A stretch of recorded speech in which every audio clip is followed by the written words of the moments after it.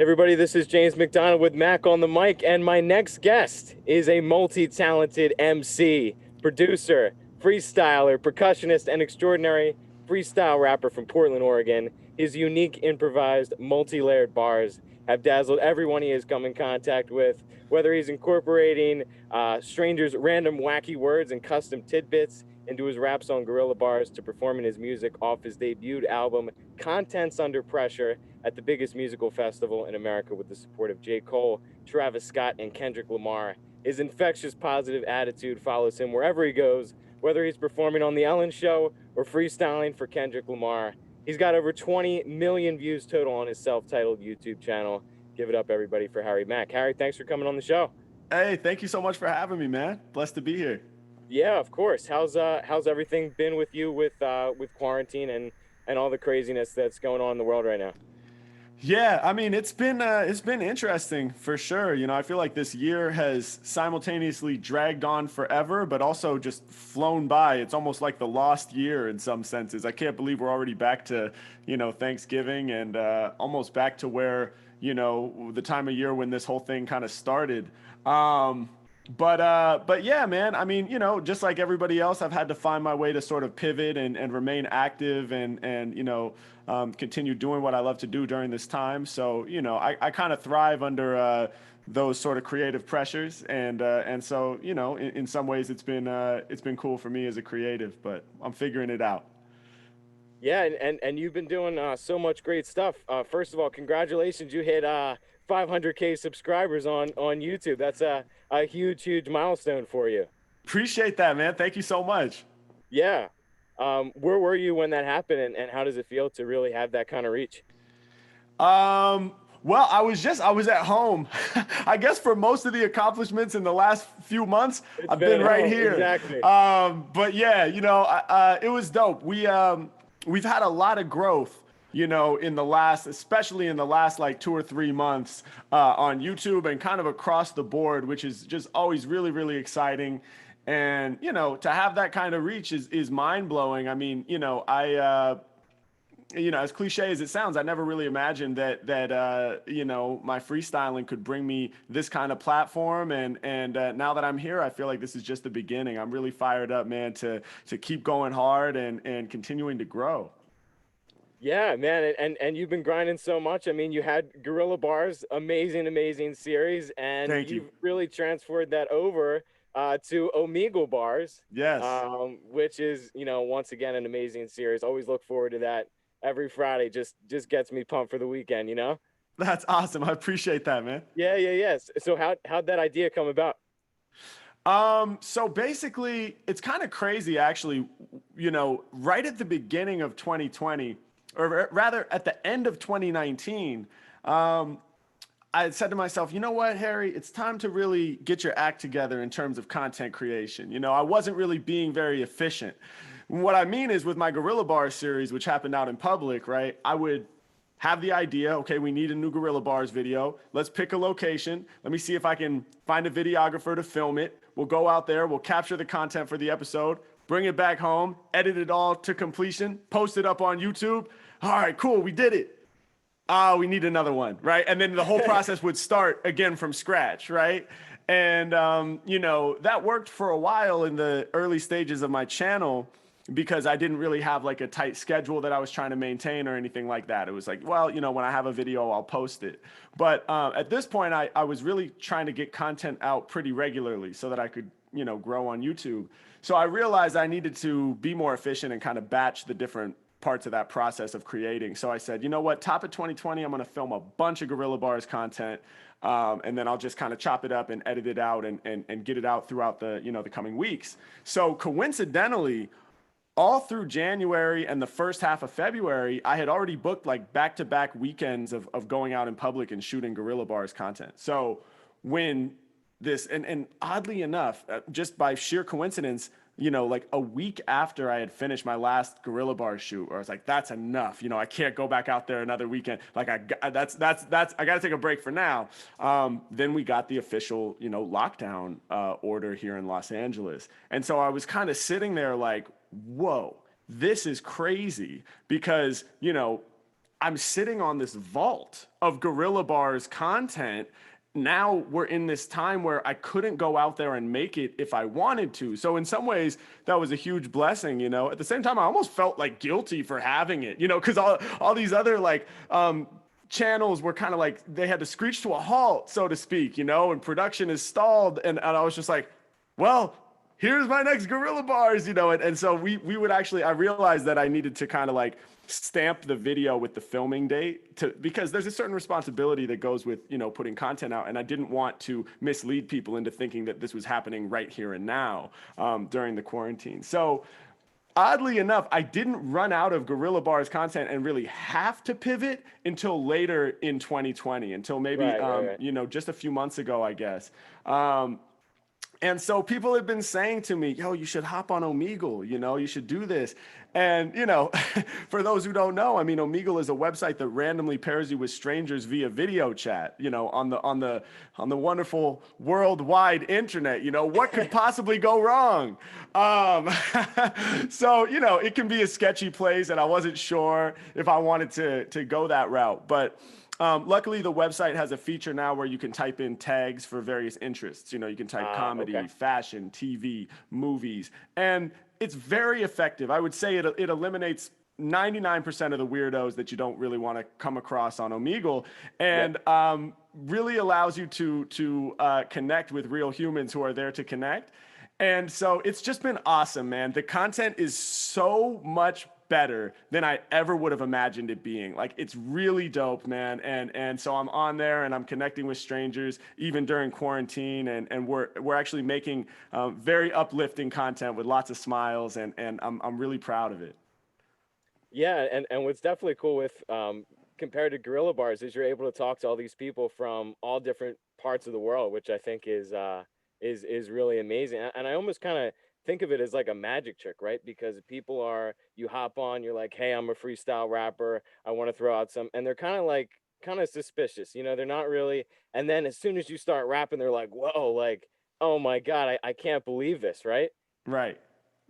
It really is, you know, freestyling is magic. And even when we were doing the Guerilla Bars, the comparison that kept coming up was David Blaine. People would be like, bro, you're like the David Blaine of freestyle. Yeah.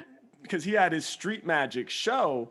And I didn't know this at the time. I was a fan of David Blaine as a kid. I remember watching it with my parents and getting our minds blown, you know, from his card tricks and his Street Magic. And so I kind of like looked him up again. I hadn't thought about him for a little while. And it turns out that there are so many parallels. He was actually supposedly the first magician to do a show where he said, don't focus the cameras on me, focus the cameras on them reacting to me. You know, show enough of me so we can see the trick, but mainly show them getting their minds blown, because that's what's going to really sell this, because that part you can't fake. You know, if I was paying people to react to my freestyles, it would be obvious, you know, I think. Right. So it's those genuine reactions that really sell it. And yeah, so it is a magic trick. It's all about convincing skeptics, whether it's in the streets with Guerilla Bars or virtually with Omegle Bars. Yeah. What would you say is kind of like the secret behind that? Like, how are you able to pull that off? I know we did an interview, I guess it was last year or the year before. You kind of mentioned it was like juggling, right? So you have like a word that you kind of throw up, but I don't know if you could go a little bit more into detail about that. Yeah, definitely. Yeah, I've started practicing juggling actually because I think it's so related to freestyling.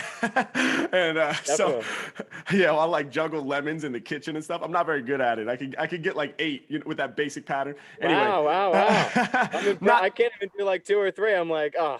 Yeah, not 8 lemons. I want to clarify. 8 rounds. 3 lemons. Okay. Three lemons. But I can successfully do the rotation 8 times or so on my best day. I'm not a good juggler. Anyway, yeah, I mean, it's certainly like juggling. There are so many aspects that go into having a successful freestyle, right? Some of them are obvious, some of them are maybe less obvious, right? On the one hand, it has to rhyme. So you have to have this very conditioned rhyming muscle in your brain. You have to be, you know, essentially there's a rhyming dictionary in your head, and it's customizable and it's always growing, right? So there's that part of it.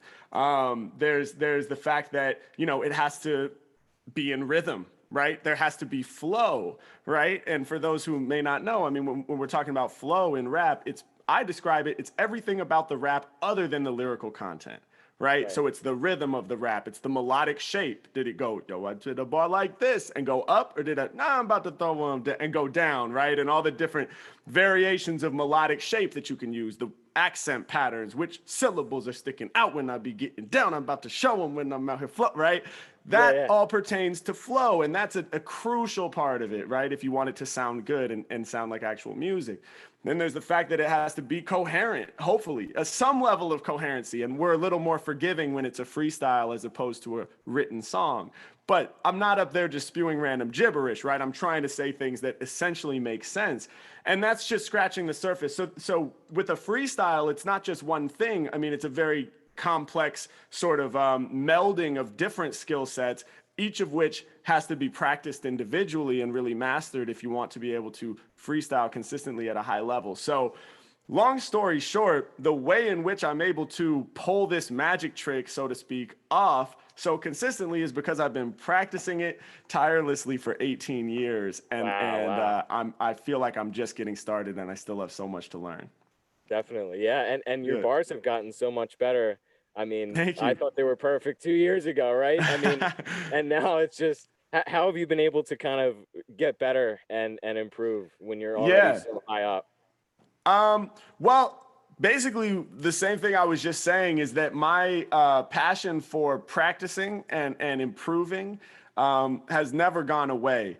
And I think, in fact, it's gotten stronger. You know, I'm somebody who, like I say, I've been freestyling since I was 10, 11 years old, right?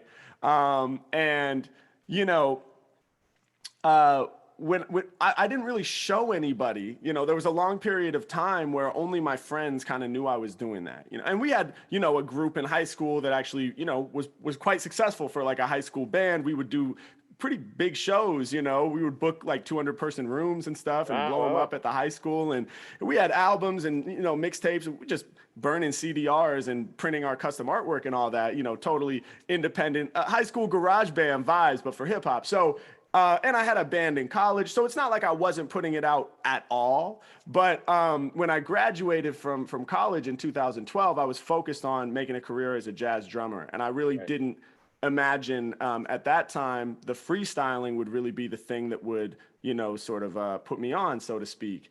And, you know, there's a lot that goes into that. There's fear, self-doubt, insecurity. You know, there's all these voices in your head that are like, well, you have a piece of paper from a university that you took out a loan to get, and it says you're a jazz drummer. So you can fall into those kind of societal traps and things like that. So I wasn't really pushing it. So I think, you know, starting in the end of 2016, early 2017, when I started putting videos out and I realized there was an audience for it, my drive to practice only accelerated, you know? So people at that time who were like, bro, you're peak level freestyling. I was like, no way, man. I've been focusing on my drumming. Like, let me get back to you. Let me get back to you. Give me some time. And so I love practicing. That's what I love about music. The fact that the more energy I put into it, the more I'm able to get out of it, and the more effectively I'm able to communicate through the art. So I'm never going to stop practicing, man. Yeah. No, keep doing it. What kind of got you past those inner demons that was kind of telling you, hey, you know, you're a jazz musician, you shouldn't be focusing on rap? How did you kind of get past that? Yeah, I mean, the way, you know, that I got past, I think I knew inside the whole time where my passions were the strongest, you know, because I love jazz, and I love playing jazz, but I've always been a freestyle improviser, you know, at my heart. I mean, I've been doing that since I was a kid. And I think I just needed a push, you know? I mean, as it turns out, the first video I did at the end of 2016 was not for my channel because I didn't even have a channel, right? It was essentially a favor for my friend Jacob Mann. We may have talked about this last time. I can't remember. We might have, yeah, but that's okay. Yeah, so he basically said, you know, hey, he's a jazz pianist and composer. Really brilliant. Jacob Mann. Everyone should check him out. But we went to college together. Yeah. And he basically said, hey, look, man, I'm trying to come up with creative promo for my jazz album. So what I did was I took one of my jazz compositions and remixed it into a hip hop beat. And basically, I want you to freestyle over it if you're down, and I'll film it. So I said, yeah, cool, man. It was just a favor for him. I didn't really think too much of it. And, we drove down Sunset Boulevard in his car. He filmed me on his phone, and I rapped about all the changing scenery and stuff to try to hopefully, prove that it was improvised and not planned. And, it took half an hour or something. We did one take and then we got lunch afterwards. I think he Venmo'd me $50. I forgot about it. A week later, I woke up from a nap and my roommate at the time said, "Bro, you're going viral right now." And, I said, "What does that mean?" And I didn't have like an internet presence at all, and so that video got upvoted to #1 on Reddit videos and got 100,000 views overnight. And then it disappeared from the universe, after that. It was a flash in the pan, but it was enough of kind of low-key virality from something that was just, I didn't even think anything. I mean, I didn't even plan it. I just did what I've been doing for years, and it turns out there's a huge audience for it. And so it was enough to kind of light that fire in me to say, like, look, man, it's enough, it's enough holding it back. It's enough wondering, are people going to like it? What if people judge me? What if people hate me? What if they diss me on the internet? And they do. All of that stuff happens. That's part of being a creative person, is putting yourself out there like that. But I think sometimes we just need that push. And for me, it was Jacob Mann who gave me the push. So I always tell him, good looking out, bro. You started this whole thing, man. I'm actually surprised that you have haters just because your content is just so positive, Yeah, well, I do have to say that I have very few, relatively speaking. I actually feel really happy and proud to say that I have an extremely positive online community. As far as online communities go, it's kind of unprecedented how overall positive it is. So really, I don't have a lot of haters, but there's always somebody that's going to come around and project their own insecurities onto somebody that seems unreachable to them, or whatever it is, whatever inspires somebody to be a hater. But it's all good, man. I'm really blessed. I have a lot of support. Yeah, no, that's great.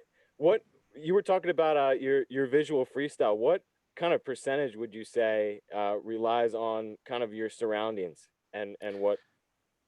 Yeah, well, it's changed over time. That's been part of the practice. In the beginning, like when I first came out with the videos, it was very visual, and it really required the visual component. Like my first viral video, really viral, was, Harry Mack Venice Beach Freestyle Part 1, very creatively titled. But that one, you would never listen to that really without the video. I wouldn't see any reason to do that because I'm rapping about the dog and the color of the shirt and the guy's hat. And if you're not seeing any of that, then it really bears no relevance to you as a listener. So it used to be that, and it used to be very literal. Yo, I'm on the mic trying to do work. Shout to my homie who's rocking the blue shirt. It was just a lot of just like point blank describing the scenery, which is cool. I mean, that's dope. It shows people that it's a freestyle and it's really fun, and it's highly engaging and everybody can instantly understand what's happening. But I did get to a point where I was like, well, how can I evolve past that, so to speak? How can I be in a position where you would want to listen to it by itself, maybe, right? Or at least it's closer to something that you might listen to just as a song. And I also realized, what do I do when I don't have rapid input in terms of constant new scenery or constant new words being thrown at me? I would find myself in scenarios like on a radio station, for example. If no one's going to throw words at me and I'm just in this kind of generic looking radio studio, not to mention nobody listening to the radio can see any of it, then how am I going to connect? So I realized I wanted to be able to grab maybe 1, 2, maybe 3 pieces of information and expand on them, right? So the practice became not being able to rapid fire incorporate a myriad of things that are being thrown at me constantly, but rather give me one word and how far can I go stretching out that one word? Can I build out an entire universe surrounding that one word by expanding my mind? And so that's kind of what excites me now. That's awesome. That's awesome. Yeah. What would you say there's one thing about you that you wish other people knew or you wish the fans knew? Well, one thing that I wish other people knew, and maybe they do because I kind of talk about it a lot in my music, but I still am afraid daily, to do what I have to do as an artist. The fear does not go away. You just practice and learn how to, march forward in spite of the fear, right? So I think a lot of times we see artists, you know, that appear to have these platforms or whatever, or do have these platforms, you know, people much more famous than me, you know, we look up to people like Kendrick Lamar and J. Cole and Nas and whoever your favorite is, you know, and we think that they're, you know, oh, they've got it all figured out. You know, they're perfect. They don't have self-doubt like me. They don't have insecurity or fear like me. And I don't know those people personally, you know, maybe they do have it all figured out, but I doubt that any human being has it all figured out, right? We're all in this human experience trying to figure out how to be good people and how to have happiness and fulfillment in our lives and how to hopefully reduce suffering in the world for other people. And so, you know, I have fear, insecurity, voices of self-doubt constantly, you know, and so it's not about like figuring out how to get rid of that stuff. It's just like, go do it anyway. If you have an idea, if you're passionate about something, go do it anyway. Because, man, I waited until I was 26, almost 27 to show anybody what I was doing with the freestyles. And while I don't regret it because it's worked out really well and I'm super excited to be where I am now, you know, I've been doing this for years, and I wonder what might have happened if I just started showing the process a little earlier on. So I would just suggest that that's what I would want people to know. Yeah, no, that's great. That's great. And you know, we're so happy that you were able to share your gift to the world. Hey, man, appreciate that. Are you able to kind of show us a little bit what you do? Are you able to drop a little freestyle? Yeah, let's do it, man. Let me pull up a beat here. Let's see what we got. Right. I'm excited for this. Oh, dude, me too. All right, let's see. Okay, dope. All right, so I got a beat. So you got to be my co-collaborator here, man. So give me a few words, and I'll see if I can do that expansion thing I was talking about. All right, let's do Thanksgiving. Nice, Thanksgiving. Let me see here. Let's talk about the election. Okay, the election. And let me see here. I'm trying to think of something. I know everybody always says, you know, they're gonna try and trip you up, but it's impossible. Let's do an iPhone. iPhone. All right. Thanksgiving, the election, and iPhone. Here we go. Let's get it. Maybe. Let's see if this beat plays. Come on, iTunes. There we go. All right, y'all. Oh yeah. Come on. Hey. Yeah. Come on. Hey. Listen. Yeah. 1, 2, 1, 2, 1, 2. Hey. 1, 2, 1, 2, 1, 2. Check it out. Harry Mack off top. Listen. Hey yo, I got the lyrics that's gonna break you out the prison. Hey yo, I'm in the session and I'm Thanksgiving. I said I'm giving thanks to have this opportunity to bless you with skills, and y'all are soon to see. When I be rhyming, people going crazy. Word to Thanksgiving, when I flow, it's all gravy. Yeah, these rappers talking noise but couldn't hurt me. Hey yo, I eat them up like mashed potatoes in the turkey. These rappers, they be lying, they be bluffing. Bars with lyrics, yo, that's what I be stuffing. Hey, get it, I flip it, I do it different. Every Mac when it comes to rhymes, I'm too persistent. Yeah, I lay it down for y'all, and you know I'm about to bust, no doubt. I'm good for your health like Thanksgiving Brussels sprouts. I got you jumping high, but over beats I be sweet like the pumpkin pie. Yeah, they can't manage me, it's whatever. And word to Thanksgiving, I bring your family together. Shouts out to moms and pops, all your aunties and uncles. I grab up on the mic, it's no trouble for me to bust true for y'all. Yo, what you doing? Bring them together like Thanksgiving, it's a reunion. Yeah, I spit it fatal, I disconnect your cable. Hey yo, I'm like Thanksgiving, we gon' sit around the table. But when I sit around the table, it's with CEOs who want to try to sign me for my freestyle flows. I say, I don't know, I gotta keep my soul. The only way y'all sign it is if I have total control. Yeah, hey yo, I'm about to take you on a journey right to the core of my being. They will return me. When it comes to lyrics, y'all know I got a collection. Controversial topic coming up, it's the election. Yeah, I'm coming through, check the way I'm ciphering. Yeah, basically, it was Trump versus Biden. The right versus the left, yo, the country is divided. Yeah, to see the change, we were all excited. Well, that's one word for it, I was quite nervous, hoping that we could make a change on purpose. No disrespect to anybody else's views, but I personally felt it was time to move on to something new. Hey yo, it seems it went that way, but then again, the lawsuits coming, it's tough to say. Yeah, hey yo, people be stewing in doubt, because it took so many days just to count. Yeah, hey yo, when I grab the mic, y'all know I get mad love. We thought we'd have a decision night of, but yo, it don't really work that fast.